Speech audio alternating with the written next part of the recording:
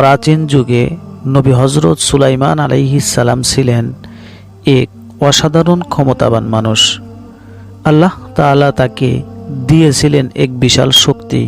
তিনি মানুষের সঙ্গে সঙ্গে জিন, পশু পাখি, এমনকি বাতাসকেও নিজের আদেশে নিয়ন্ত্রণ করতে পারতেন। একদিন হজরত সুলাইমান আলাইহিস সালাম দূরবর্তী এক দেশেই বসবাসকারী রানী বিলকিসকে ইসলামের সত্য বিশ্বাসের পথে আহ্বান পাঠালেন। তিনি রানীর কাছে একটি চিঠি পাঠিয়ে জানালেন, আমি আল্লাহর পথে তোমাকে সত্য কথা বলতে চাই। আসো, আল্লাহর একত্বে বিশ্বাস করো। রানী বিলকিস যখন এই বার্তা পেলেন, তখন তিনি তার সিংহাসন সহ তার রাজ্যের সমস্ত সৌন্দর্য রেখে সুলাইমানের দরবারে যাওয়ার সিদ্ধান্ত নিলেন।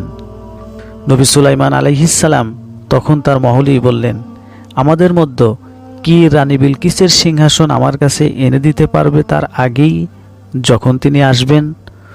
অনেকেই চেষ্টা করল। এক জিন বলল, আমি আপনাকে আপনার আসন থেকে উঠে দাঁড়ানোর আগেই সিংহাসন এনে দিতে পারব।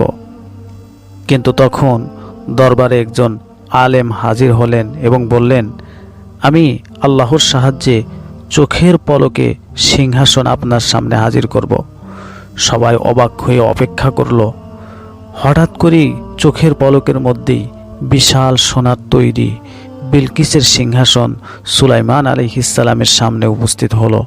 সুলাইমান আলাইহিস সালাম তখন গভীর বিনয়ের সঙ্গে বললেন, এ সবই আমার রবের পক্ষ থেকে আমাকে দেওয়া এক মহান উপহার। তিনি আমাকে পরীক্ষা করছেন, আমি কৃতজ্ঞ হব নাকি অকৃতজ্ঞ। এরপর সুলাইমান আলাইহিস সালাম বিনয়ী হয়ে রানী বিলকিসকে সম্মান সহকারে স্বাগত জানান এবং আল্লাহর পথে আহ্বান জানান। রানী বিলকিস তার কথা শুনে দৃষ্টান্তমূলকভাবে ইসলাম গ্রহণ করেন এবং তার রাজ্য শান্তি ও সাফল্যে ভরে যায়। এই গল্প থেকে আমরা শিখি, আল্লাহ তাআলা যাকে চান তাকে অসাধারণ শান্তি দান করেন। এই শক্তি ব্যবহার করতে হয় বিনয়, ন্যায় ও আল্লাহর পথে। বিনয়ী ও কৃতজ্ঞ হওয়া একজন সফল মানুষ বা নবীর পরিচয়। আল্লাহর সাহায্য ও নিয়ন্ত্রণ সবসময় মানুষের পাশেই থাকে যারা তার প্রতি বিশ্বাস স্থাপন করে।